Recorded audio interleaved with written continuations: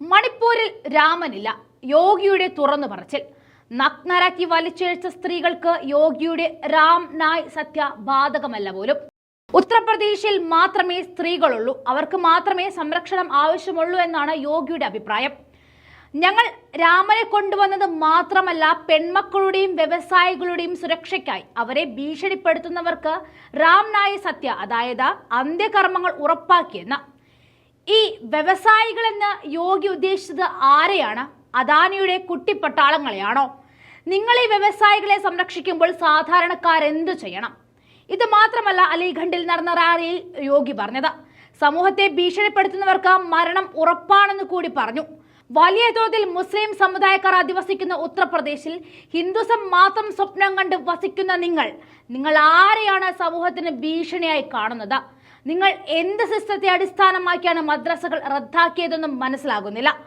കുറ്റവാളികളുടെ ജീവിതം ദുസ്സഹമാക്കുമെന്ന മുന്നറിയിപ്പ് നൽകിയ യോഗി, നിങ്ങൾ അവിടുത്തെ സാധാരണക്കാർക്ക് നൽകുന്ന അത്രയും ദുസ്സഹമായ ജീവിതം തിഹാർ ജയിലിൽ പോലും ഉണ്ടാകില്ല. 10 വർഷത്തെ മോദി ഭരണത്തിനുള്ളിൽ രാമനെ കൊണ്ടുവന്നതല്ലാതെ മറ്റെന്താണ് നിങ്ങൾ ചെയ്തിട്ടുള്ളത്? മണിപ്പൂർ കത്തി അമർന്നപ്പോൾ നോക്കി നിന്നതോ? അതോ ഹരിയാന കലാപം ഊട്ടിയുറപ്പിച്ചതോ? അതുമല്ലെങ്കിൽ മണിപ്പൂർ കലാപ വിമർശകരുടെ ശ്രദ്ധ തിരിക്കാൻ ബാലസൂർ ട്രെയിൻ അപകടം മനഃപൂർവ്വം സൃഷ്ടിച്ചെടുത്തതോ? വെറും 3 വർഷം കൊണ്ട് ഇന്ത്യ ലോകത്തിലെ 3ാമത്തെ വലിയ സാമ്പത്തിക വ്യവസ്ഥയായി മാറ്റാൻ കഴിയും. അതിന് മോദിക്കൊരു 3ാം ഊഴം കൊടുക്കണമെന്ന് പറയുന്ന യോഗി, നിങ്ങളുടെ 10 വർഷത്തെ മോദി ഭരണം കൊണ്ട് നടക്കാത്ത കാര്യം വെറും 3 വർഷം കൊണ്ട് നടത്തുമെന്ന് പറയുന്നതിന്റെ നിങ്ങളുടെ വിവേകത്തിന്റെ ആഴം എത്ര തരം താഴ്ന്നതാണെന്ന് ഞങ്ങൾക്ക് മനസ്സിലാകുന്നു. ഉത്തർപ്രദേശ് വികസിക്കുമ്പോൾ മാത്രമേ ഇന്ത്യ വികസിക്കുന്നുള്ളൂ എന്നും അലിഗഡും വികസിക്കുമ്പോൾ മാത്രമേ ഉത്തർപ്രദേശ് വികസിക്കുന്നുള്ളൂ എന്നും പറഞ്ഞ യോഗി, ഈ ഉത്തർപ്രദേശിൽ എത്ര ആളുകൾക്ക് വിദ്യാഭ്യാസം കിട്ടുന്നുണ്ടെന്നും അവിടുത്തെ എത്ര സ്കൂളുകളുണ്ടെന്ന് കൂടി വ്യക്തമാക്കണം. നിങ്ങളുടെ കണ്ണിൽ ഉത്തർപ്രദേശിന്റെ വികസനമാണെങ്കിൽ ആദ്യം ചെയ്യേണ്ടത് നിങ്ങളുടെ സംസ്ഥാനത്ത് അടച്ചുറപ്പുള്ള ഒരു ബാത്റൂം എങ്കിലും കെട്ടുക എന്നുള്ളതാണ്. കഴിഞ്ഞില്ല.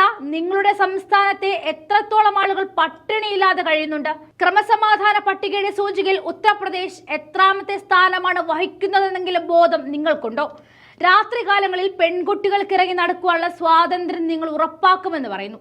രാത്രി ഇറങ്ങി നടക്കുന്നത് പോട്ടെ, എത്ര പെൺകുട്ടികൾക്ക് അവിടെ തലയിൽ നിന്നും തട്ടം മാറ്റിയും പഠിക്കുവാനും അവസരമുണ്ട്? നിങ്ങൾക്ക് നേരെ ഇങ്ങനെ 1000 ചോദ്യങ്ങൾ ഞങ്ങൾക്ക് ചോദിക്കാനുണ്ട്. ഈ ചോദ്യങ്ങൾക്ക് ഇതിനൊന്നും ഉത്തരം പറയാൻ നിങ്ങൾക്ക് ഒരിക്കലും കഴിയില്ല യോഗി.